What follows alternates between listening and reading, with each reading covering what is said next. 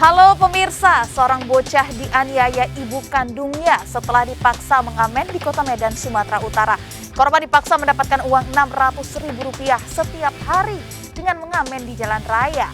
Saya Syafina Nasyar, kita jumpa lagi di program Berita Kriminal. Bersama kita akan mengungkap dunia kejahatan dengan berbagai laporan kriminal dalam Sergap. Semanggi padat merayap. Melompong 19 jajaran Puring hingga saat ini aman terkendali. 86 bantuannya 87 jajaran kuda 86. Dipicu senggolan motor saat melawan arah, dua kelompok warga di Kabupaten Bekasi, Jawa Barat terlibat aksi tawuran. Tawuran berlangsung pada dini hari di tengah jalan. Ketua datang. Tawuran dua kelompok warga di Kabupaten Bekasi ini terjadi di Jalan Raya Fathahila pada dini hari. Tawuran yang berlangsung hingga ke tengah jalan terekam video amatir warga. Kedua kelompok saling serang menggunakan batu, kayu, botol, bahkan senjata tajam. Warga sekitar panik tak berani melerai, bahkan tawuran yang melibatkan ratusan orang ini sempat menghentikan arus lalu lintas.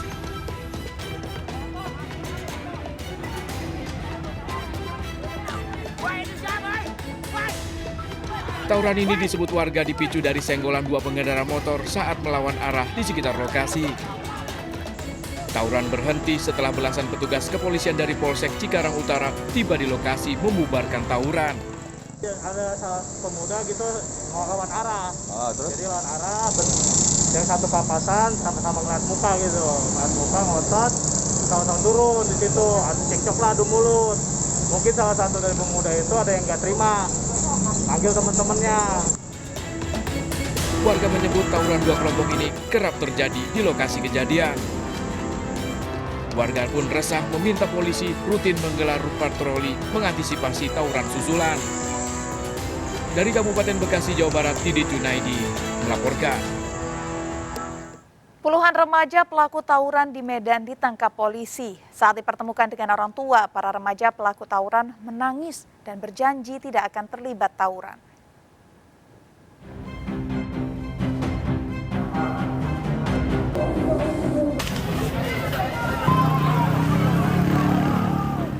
Tawuran dua kelompok remaja di Jalan Stasiun Belawan 1 Kota Medan, Sumatera Utara ini terjadi pekan lalu. Kedua kelompok saling serang hingga ke tengah jalan. Tawuran ini bahkan sempat menghentikan arus lalu lintas di sekitar lokasi.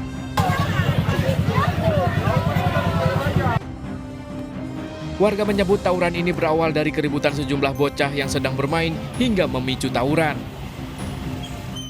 Dari penyelidikan 25 orang remaja di bawah umur diamankan petugas. Suasana haru pun terjadi saat seluruh remaja dipertemukan dengan orang tuanya. Para remaja ini menangis dan bersujud di depan orang tua, berjanji tidak akan melakukan tawuran lagi. Para remaja ini pun menjalani pembinaan di Mapores Pelabuhan Belawan. Ya, artinya anak-anak ini kan perlu pengarahan. Nah, maka kita lebih memfokuskan kepada masalah mental mereka, mental spiritual. Ya, di sini kita berikan mereka penginapan. Kemudian setiap pagi sudah bangun, kita suruh sholat subuh, kemudian ada pembinaan rohani. Polisi mengimbau orang tua untuk selalu menjaga dan memperhatikan anak-anak mereka agar tidak terjerumus dalam pergaulan bebas serta penyalahgunaan narkoba. Para remaja bersama orang tuanya menandatangani surat perjanjian agar saling menjaga tidak melakukan aksi tawuran kembali. Para remaja dipulangkan setelah selesai menjalankan pembinaan. Dari Medan, Sumatera Utara, Yuda Bahar melaporkan. Diduga rem blong, sebuah bus melaju tak terkendali dan menabrak area gerbang tol Sentul Barat, Kota Bogor, Jawa Barat. Bus juga menghantam 2 mobil yang terparkir di sekitar gerbang tol.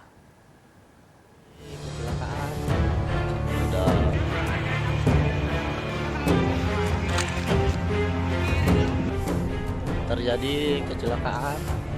Video amatir ini merekam suasana pasca kecelakaan bus yang menabrak area gerbang tol Sentul Barat, Kota Bogor, Jawa Barat. Dari kejadian ini, 2 unit mobil yang terparkir di sekitar gerbang tol hancur tertabrak bus. Petugas menyebut kecelakaan diduga terjadi akibat bus mengalami rem blong. Rem blong ya? Oh. Ini mobilnya mobil apa, Pak? CBU ya? Iya, CBU. Cahaya Bakti. Pengemudi bus mengaku berkendara dalam kecepatan 70 km per jam tiba-tiba mengalami masalah pengereman saat sampai di gerbang tol. Tak ada korban jiwa dalam kejadian ini, namun kecelakaan ini sempat mengejutkan para pekerja yang tengah bertugas di lokasi. Dugaan sementara rem blong ya, Bang? Iya, rem blong. Menurut keterangan sopir rem blong. Jadi bus sudah masuk ke tol, dia merasa remnya blong, kecepatan 70 km per jam. Kasus ini telah ditangani polisi termasuk melakukan olah TKP guna memastikan penyebab kecelakaan. Dari Bogor, Jawa Barat, Furqon Munawar melaporkan.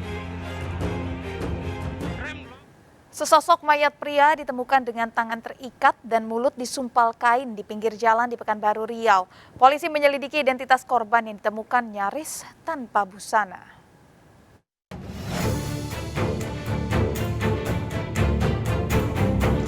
Warga digemparkan dengan temuan sesosok mayat pria tergeletak di pinggir jalan kilometer 10 Petapahan jalan lintas antar Kabupaten Rokan Hulu dan Kota Pekanbaru, Riau.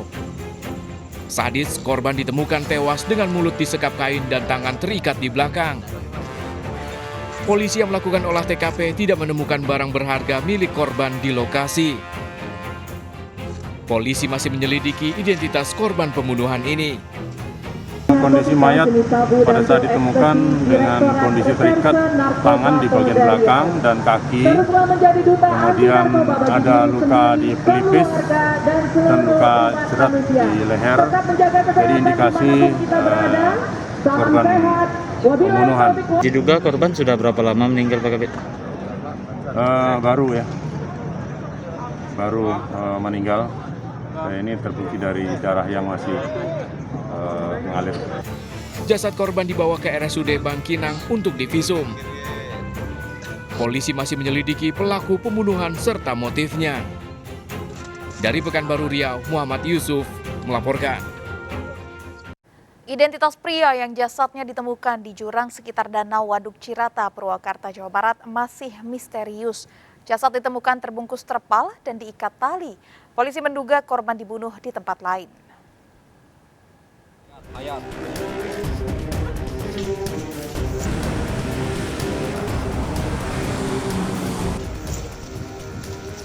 Polisi masih menyelidiki identitas pria yang jasadnya ditemukan di jurang sedalam 20 meter di sekitar Danau Waduk Cirata, Desa Citamiang, Purwakarta, Jawa Barat.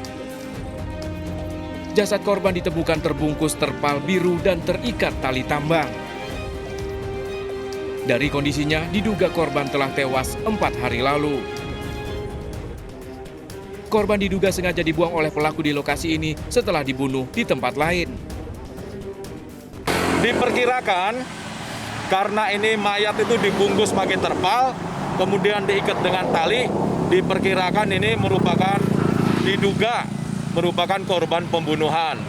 Cuma diperkirakan ini hanya sebagai tempat untuk pembuangan saja. Karena di lokasi sini sepi, kami belum bisa memastikan itu. Dari pihak kepolisian masih akan melakukan penyelidikan lebih lanjut. Nah, untuk itu korban perampokan, pembunuhan dan sebagainya, kami belum menduga-duga. Ciri-ciri korban diperkirakan berusia 55 tahun, kulit sawo matang saat ditemukan memakai kaos dan celana biru. Untuk memastikan penyebab kematiannya, jasad korban yang sebelumnya berada di RSUD Banyu Asi kini dibawa ke Rumah Sakit Sartika Asi Bandung untuk diotopsi. Dari Purwakarta, Jawa Barat, Irwan melaporkan.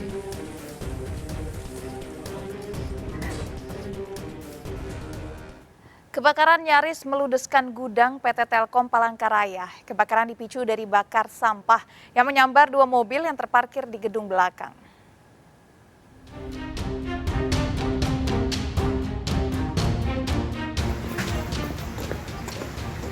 Di lokasi wilayah Telkom.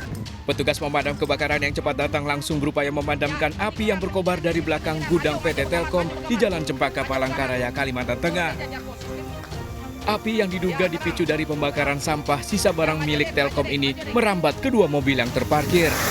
Maju ding. Sistem pendinginan ding.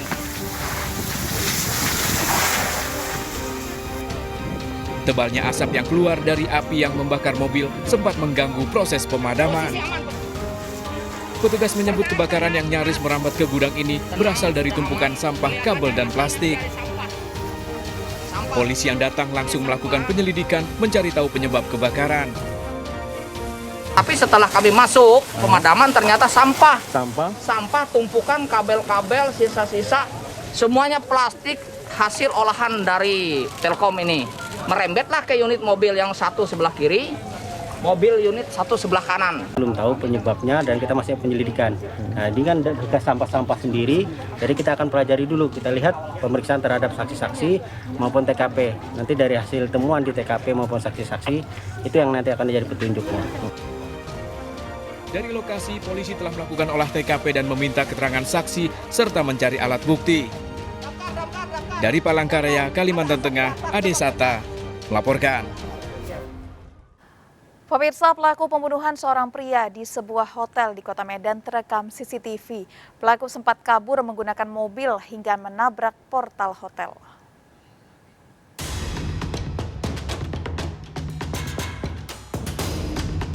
Kamera CCTV merekam saat pelaku kabur usai membunuh korban Beni Sinambela di kamar hotel Melati di Jalan Ginting, Medan, Sumatera Utara.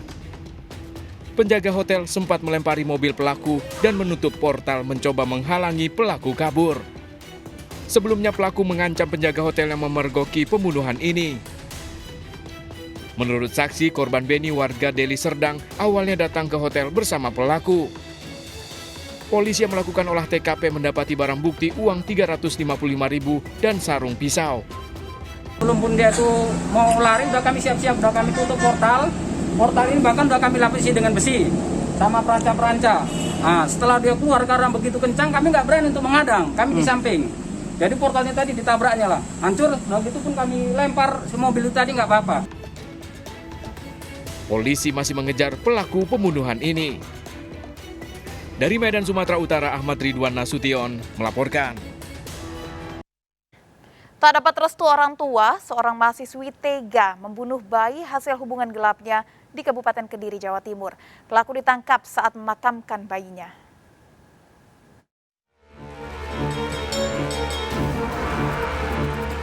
Seorang mahasiswi ditangkap polisi karena diduga tega membunuh bayi hasil hubungan gelap dengan kekasihnya di Desa Rembang, Kabupaten Kediri, Jawa Timur. Pelaku tega membunuh bayi laki-laki yang baru dilahirkannya di kamar mandi dengan dalih karena tak mendapat restu dari orang tua. Takut aksinya diketahui, pelaku berencana memakamkan jenazah bayinya dibantu sang kekasih. Namun kepada kekasihnya, pelaku menyebut bayinya tewas terjatuh. Pelaku ini membawa bayi yang sudah ditaruh di tas kepada pacarnya. Dia menyampaikan bahwa bayi ini lahir tadi tapi terjatuh sehingga meninggal dunia. Jenazah bayi dibawa ke rumah sakit untuk divisum sementara ibu bayi terancam 20 tahun penjara. Dari Kabupaten Kediri, Jawa Timur, Afan Subagio melaporkan. Habiskan uang mertua hingga puluhan juta, seorang wanita di Bangli, Bali merekayasa kasus perampokan. Pelaku mengaku dianiaya perampok yang membawa kabur uang dan perhiasan emas milik mertuanya. Agar meyakinkan, wanita ini mengikat tangannya sendiri dan berpura-pura pingsan.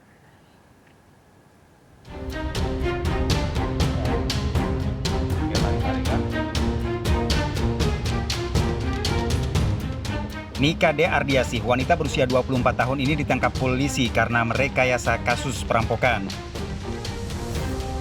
Ibu satu anak ini mengaku menjadi korban perampokan di rumahnya di Jalan Abian Tiing, Pucak, Cemeng. Ia bahkan mengaku diancam perampok dengan senjata tajam dan mengalami tindak kekerasan hingga pelaku menggasak uang serta perhiasan emas. Untuk meyakinkan keluarganya, Kadek bahkan mengikat tangannya sendiri dan berpura-pura pingsan. Hasil penyelidikan polisi ditemukan kejanggalan hingga akhirnya tersangka tak bisa berkelit. Dari penyelidikan polisi terungkap tersangka menghabiskan uang tabungan mertuanya puluhan juta rupiah diantaranya untuk membelikan barang pada sejumlah teman prianya. Pada waktu di TKP korban itu betul-betul membuat skenario sangat sempurna ya, dari mengacak-acak tempat, kemudian mengambil, kemudian alat bukti berupa celurit dan dalam keadaan terikat. Itu luar biasa ya. Korban yang mengaku korban ini, saudari KA ini bisa mengikat tangannya sendiri seperti itu. Akhirnya mau gimana lagi karena takut juga ya, buat nutupin tabungan yang habis itu saya ambilkan. Ambil pakai apa tabungan yang habis? Itu 1,5 tahun uangnya itu. Dari 1,5 tahun saya tarik-tarik, saya jualan online, pernah ketipu juga. Tersangka dijerat pasal berlapis tentang pencurian dan laporan palsu dengan ancaman hukuman 5 tahun penjara. Dari Bangli, Bali, Ari Wardama, iNews melaporkan.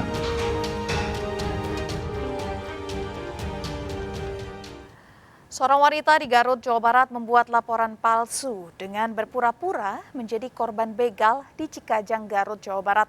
Bahkan wanita ini mengaku pelaku begal merampas motornya beserta uang lebih dari 1 miliar yang ada di bagasi motor. Seorang wanita berinisial MM dan teman prianya ditangkap polisi karena membuat laporan palsu ke Polsek Cisurupan dengan mengaku menjadi korban begal di kawasan Desa Cibodas, Garut. Tersangka mengaku dipepet oleh 3 pelaku begal bersenjata tajam yang merampas motornya beserta uang lebih dari 1 miliar di bagasi motor. Keduanya ditetapkan sebagai tersangka setelah polisi menemukan kejanggalan. Modus pelaku membuat laporan palsu untuk menghindari penagih hutang. Pelaku terancam 7 tahun penjara. Terjadi pengakuan dari wanita tersebut ya, bahwa yang bersangkutan ternyata tidak dibegal atau tidak terjadi sebuah tindak pidana pembegalan. Memberikan laporan atau keterangan palsu kepada pihak kepolisian dengan alasan katanya terlilit oleh hutang. Aksi pencurian motor di Kota Bekasi kian meresahkan warga. Komplotan pelaku beraksi di 2 lokasi berbeda sempat terekam CCTV. Pelaku nekat beraksi saat situasi ramai warga.